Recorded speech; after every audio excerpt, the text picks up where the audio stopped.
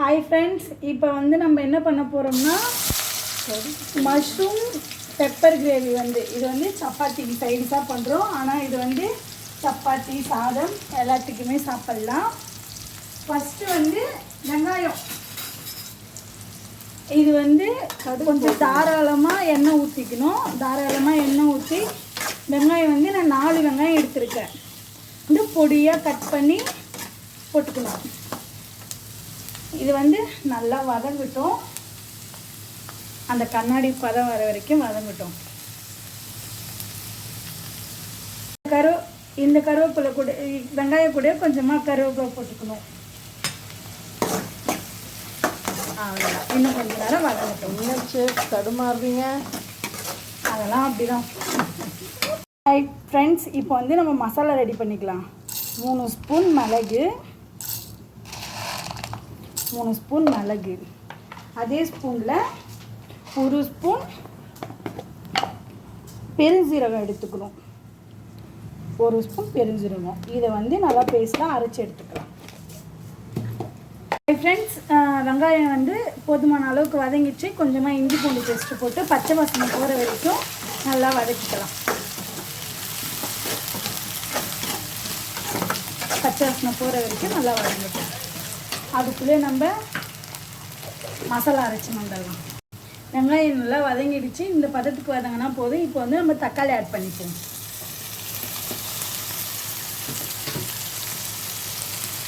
தக்காளி ஒரு வதக்கிட்டு இதுக்கு வந்து நம்ம 2 பொருள் ஆட் பண்ணலாம்.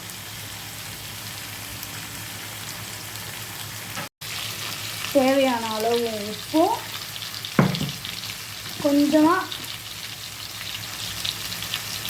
மஞ்சள்தூள் போட்டு நல்லா வதக்கிக்கலாம். இப்போது தக்காளி வந்து நல்லா வதங்கிட்டு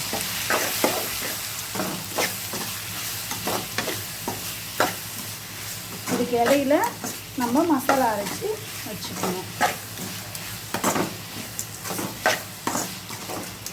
ஓகே, இது இப்போ தக்காளி வந்து நல்லா வதங்கிச்சு. இது கூட கொத்தமல்லி போட்டு ஒரு வதக்குனாக்கா இன்னும் நல்லாயிருக்கும். நீங்கள் ஒரு டைம் ட்ரை பண்ணி பாருங்களேன், சூப்பராக இருக்கும். அந்த மாதிரி வதக்குனாக்கா நான் எல்லா குழம்புக்கும் நான் அப்படி தான் போட்டு வதக்குவேன்.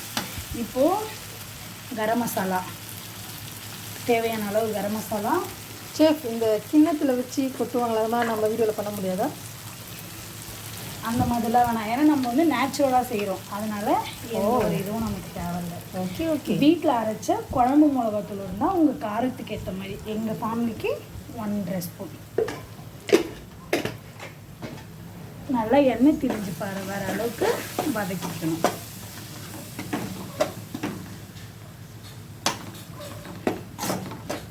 ஓகே, இது வந்து எண்ணெய் திரிஞ்சு வர வரைக்கும் நல்லா வதக்கிக்கலாம்.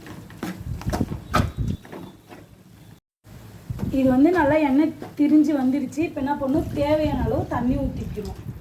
ஏன்னா மஷ்ரூம்லேயே நல்லா தண்ணி விடும். அதனால் நீங்கள் வந்து தேவையான அளவு மட்டும் தண்ணி ஊற்றிக்கோங்க. இது வந்து அந்த பச்சை வாசனை போகிற வரைக்கும் நல்லா கொதிக்கிட்டோம். இப்போ வந்து கிரேவி வந்து நல்லா பாருங்க, நல்லா உங்களுக்கு தெரியும் எண்ணெய் திரண்டு நல்லா எண்ணெய் திறந்து வரும்போது நாங்கள் வந்து நாட்டுக்காளான் தான் வாங்கி வாஷ் பண்ணி பொடியாக நறுக்கி வாஷ் பண்ணி வச்சுருப்போம். ஏன்னா காளான்லேயே தண்ணி விடும். அதனால தான் நான் தேவையான அளவு தண்ணி மட்டும் போடணும்னு சொன்னேன். இப்போ காளான் ஆட் பண்ணிக்கணும்.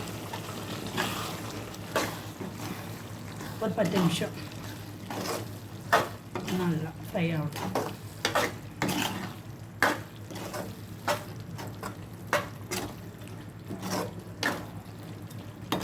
ஓகே, இது வந்து நல்லா ஃப்ரை ஆகும். இங்கே பாருங்கள் ஃப்ரெண்ட்ஸ், சப்பாத்திக்கு இங்கே பாருங்கள் இவ்வளோ சாஃப்டாக மாவு பேசி வச்சுருக்கேன். இப்போ வந்து அடுத்து சப்பாத்தி போட்டுக்கலாமா? நேற்று சாஃப்டாக சப்பாத்தி எப்படி பேசுங்க வீடியோ வேணால் கமெண்ட் பண்ணுங்கள். இந்த மாதிரி சாஃப்டாக சப்பாத்தி எப்படி பேசுங்க வேணால் வீடியோ கமெண்ட் பண்ணுங்கள். நான் உங்களுக்கு ரெசிபி சொல்கிறேன். இந்த மாதிரி உருண்டை பிடிச்சி மாவை ஃபஸ்ட்டு எடுத்து இப்படி போட்டுக்கணும். இப்படி போட்டு தடவிங்க. இதை வந்து நல்லா மாவில் டிப் பண்ணி இப்படி எடுத்து சப்பாத்தி திரட்டிக்கணும். இங்கே பார்த்தீங்களா எவ்வளோ சாஃப்டாக வருது தேய்க்கும் போதே.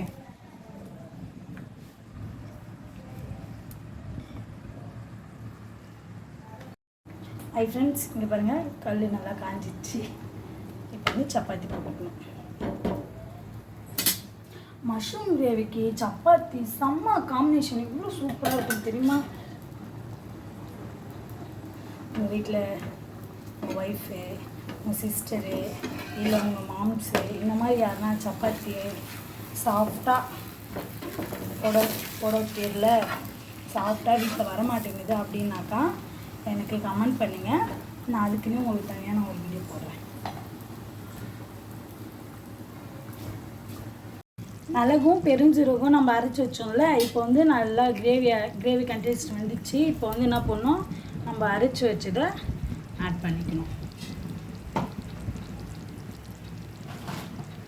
ஆட் பண்ணிவிட்டு லாஸ்ட்டாக நல்லா ஒரு கைப்பிடி அளவு கொத்தமல்லி தூவி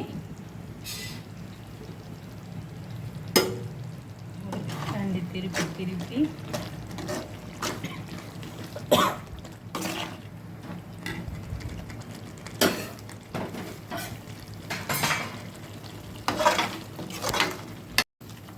வந்து இதை பார்த்தீங்களா, நல்லா கிரேவி அப்படியே பார்க்கும்போதே டெக்டிங் ஆகுதா. அதுதான் சில பேருக்கு புரியல அப்படின்னா கமெண்ட்டில் ரெசிபின்னு கேளுங்க, நான் கண்டிப்பாக உங்களுக்கு ஷேர் பண்ணுறேன். இவ்வளோதாங்க, ஸ்டவ் ஆஃப் பண்ணிட்டா ஃபினிஷ்.